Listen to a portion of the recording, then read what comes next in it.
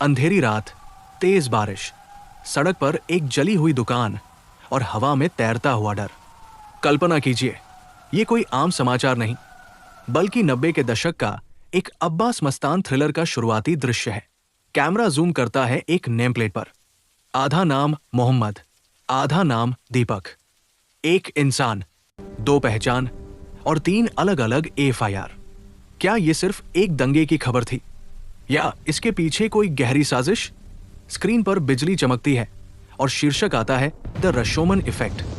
सवाल ये नहीं कि दुकान किसने जलाई, सवाल यह है कि उस रात वहां असल में कौन खड़ा था?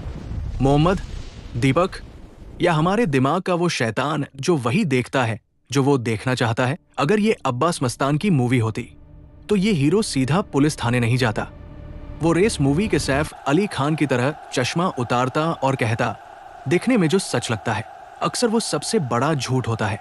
रशोमन इफेक्ट का मतलब ही यही है, एक घटना मगर देखने वालों की आंखें अलग।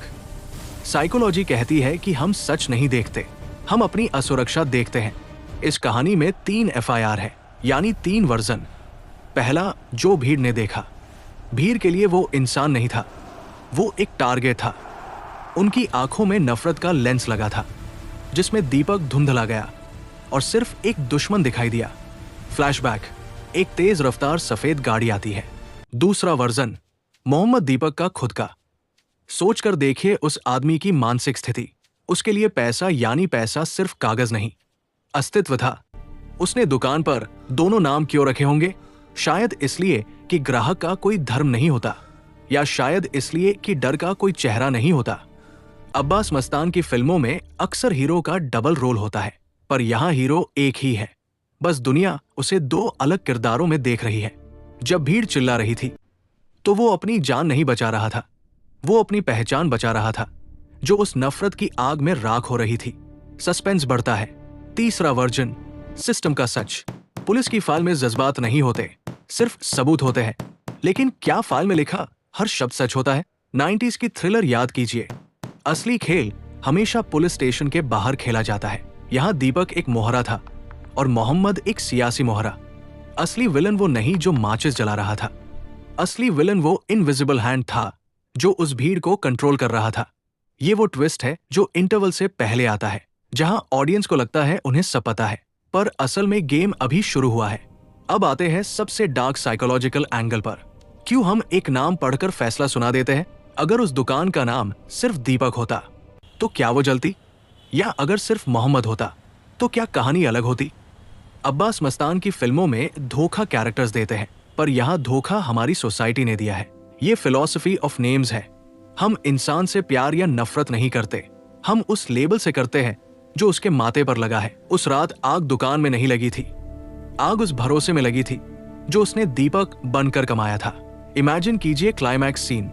तेज हवा चल रही है, बैकग्राउंड में हैवी वायोलिन्स बज रहे हैं। मोहम्मद दीपक शीशे के सामने खड़ा है। एक तरफ उसका चेहरा साफ है, दूसरी तरफ जला हुआ। ये सीन दिखता है डुअल रियलिटी।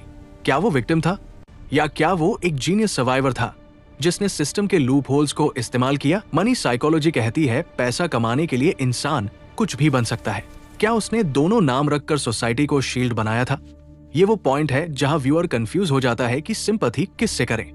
लेकिन रुकिए, अब्बास मस्तान की फिल्म बिना एक फाइनल ट्विस्ट के खत्म नहीं होती। मान लीजिए ये सब एक सेटअप था। क्या हो अगर ये 3 एफआईआर 3 अलग लोग नहीं, बल्कि एक ही मास्टर प्लान के 3 हिस्सा हो? जैसे बाजीगर में हार कर जीतने वाला बाजीगर होता है, वैसे ही क्या पता इस कहानी में सब कुछ पहले से स्क्रिप्टेड हो। सच्चाई यह है कि राशोमोन इफेक्ट में सिर्फ वर्जन्स होते हैं। जिस तरह हम कैमरा का एंगल बदलते हर सीन का मतलब बदल देते हैं, वैसे ही नजरिया बदलते ही मुजरिम बेगुनाह बन जाता है। कैमरा वापस जली हुई दुकान पर आता है। राख ठंडी हो चुकी है, स्क्रीन ब्लैक होने लगती है। सिर्फ बैकग्राउंड में एक घड़ी की टिक टिक सुनाई देती है। सवाल अब भी वही है, कौन था वो? एक दुकानदार, एक विक्टिम, या हमारी सोसाइटी का एक आईना? कमेंट सेक्शन में बताएं अगर आप उस जगह होते और आपके पास 3 रास्ते होते, भागना, लड़ना या एक नया मास्क पहन लेना, तो आप क्या चुनते? क्योंकि इस सिनेमा में स्क्रिप्ट राइटर कोई और नहीं, आपका अपना नजरिया है।